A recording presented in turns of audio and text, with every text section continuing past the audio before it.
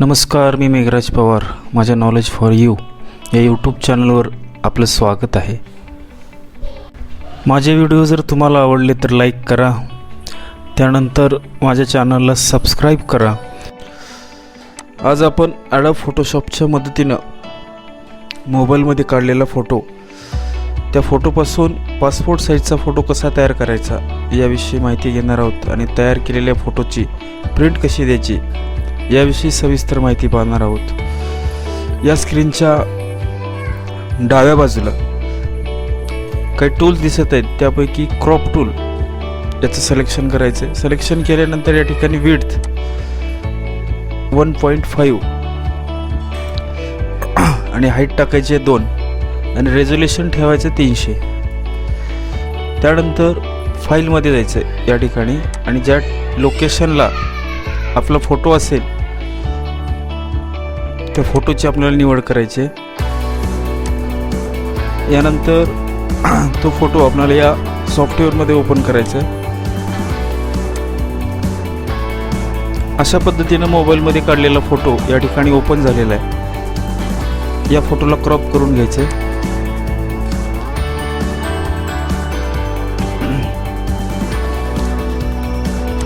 Crop केल्यानंतर वरच्या बाजूला इथं बरोबरचं चिन्ह आहे, त्याला क्लिक करायचं आहे. हा आपला फोटो क्रॉप झालेला आहे. कंट्रोल प्लस दाबायचं आहे आणि या फोटोला झूम करायचं आहे. झूम केल्यानंतर या ठिकाणी एक सिलेक्शन टूल आहे, त्याला क्लिक करायचं आहे आणि फोटोचा बॅकग्राऊंड आपल्याला सिलेक्शन करायचा आहे. अशा पद्धतीनं फोटोच्या पार्टचा बॅकग्राऊंड आपल्याला बदलायचा आहे, त्यामुळे आपल्याला अगोदर त्या फोटोचं सिलेक्शन करावं लागेल. सिलेक्शन हे अचूक केलं पाहिजे. त्यानंतर आपल्याला हवा तो कलर या ठिकाणाहून बदलायचा आहे. रेड असेल, ब्ल्यू असेल, कोणताही कलर आपण या ठिकाणी निवडू शकतो. मी रेड कलर हा ठेवतो आणि त्यानंतर डिलीट हे बटन प्रेस करायचं आहे. अशा पद्धतीनं फोटोचा बॅकग्राऊंड हा आपला बदललेला आहे. त्यानंतर क्रॉप टूलला सिलेक्शन करून फोटोच्या बाजूवर क्लिक करायचं आहे. त्यानंतर या फोटोला आपल्याला बॉर्डर घ्यायची आहे, त्यामुळे आपल्याला कंट्रोल ए हे प्रेस करायचं आहे आणि फोटोचं सिलेक्शन करायचं आहे. त्यानंतर एडिटमध्ये जाऊन स्ट्रोक या ऑप्शनला क्लिक करायचं आहे. त्यानंतर या फोटोची बॉर्डर साधारण आपण ब्लॅक ठेवूया आणि या ठिकाणी विड्थ जी आहे ती 10 px ठेवूया. ओके. त्यानंतर ओके करायचं आणि बाजूला क्लिक करायचं. ही झाली आपल्या फोटोला बॉर्डर. कंट्रोल M प्लस करून या फोटोचा ब्राईटनेस सेट करायचा आहे आपल्याला. अशा पद्धतीने या फोटोचा बॅकग्राऊंड चेंज झालेला आहे, ब्राईटनेस सेट केलेला आहे. पासपोर्ट साईजचा हा आपला फोटो तयार झालेला आहे. कंट्रोल मायनस प्रेस करून या फोटोची साईज लहान करायची. त्यानंतर इमेजमध्ये जाऊन कॅनव्हास साईज याला क्लिक करायचं आहे. क्लिक केल्यानंतर या ठिकाणी विड्थ ठेवायची आहे साधारण 18 आणि हाईट ठेवायची आहे 10 आणि अँकरचा जो कॉर्नर आहे तो कोपऱ्यात ठेवा. अशा पद्धतीनं विंडो ओपन होईल. त्यानंतर या ठिकाणी मूव टूल आहे, मूव त्या टूलला सिलेक्शन करायचं. फोटोवर आपला कर्सर न्यायचा आणि अल्ट प्रेस ठेवायचं. अल्ट हे बटन दाबून ठेवायचं आणि या फोटोला असं अलगद बाजूला सरकवायचं. 2 फोटो तयार झालेले आहेत. अशा पद्धतीनं आपल्याला एका लाईनला साधारण 6 ते 7 फोटो A4 साईजच्या पेपरवर चांगले निघतात.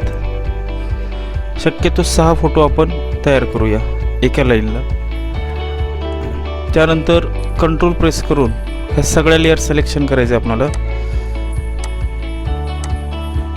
जेणेकरून वरचे 6 फोटो खालच्या लाईनला येतील. अल्ट प्रेस करून नंतर ते खाली खेचायचे तसे.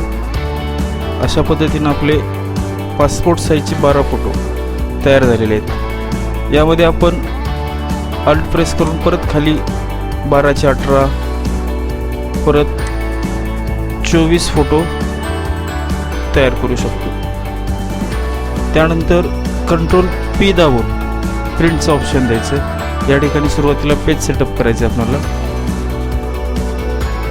या ठिकाणी डॉक्युमेंट साईज आपल्याकडे शक्यतो A4 साईजचेच पेपर असतात. आपण A4 साईजमध्येच प्रिंट कशी द्यायची हे शिकूया. पोर्ट्रेट ठेवायचं ओरिएंटेशन. पेपर टाईप जो आहे माझ्याकडे एप्सॉनचं प्रिंटर असल्याकारणाने मी एप्सॉन ग्लॉसरी ठेवतो. क्वालिटी स्टँडर्ड ठेवायची कलरमध्येच. ओके, हे आपलं पेज सेटअप झालेलं आहे. त्यानंतर पोझिशनमध्ये हा कॉर्नर त्याला क्लिक करायचं आणि या पेज सेटअप करून घ्यायचं आपल्याला. या ठिकाणी अशा पद्धतीनं पेज सेटअप करून घ्या.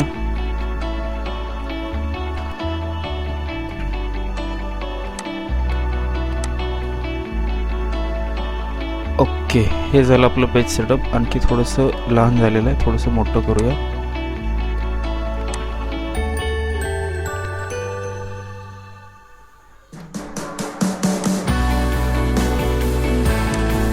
फोटो प्रिंट देण्यासाठी आपला हात तयार झालेला आहे. ओके, आणि या ठिकाणी हे खाली कोपऱ्यामध्ये प्रिंट ऑप्शन आहे. प्रिंट दिल्यानंतर या फोटोची प्रिंट आपल्याला मिळेल. माझा जर हा व्हिडिओ तुम्हाला आवडला असेल तर माझ्या या व्हिडिओला लाईक करा आणि माझ्या चॅनलला सबस्क्राईब करा, जेणेकरून माझे नवनवीन व्हिडिओ सर्वात अगोदर आपल्याला पाहता येतील.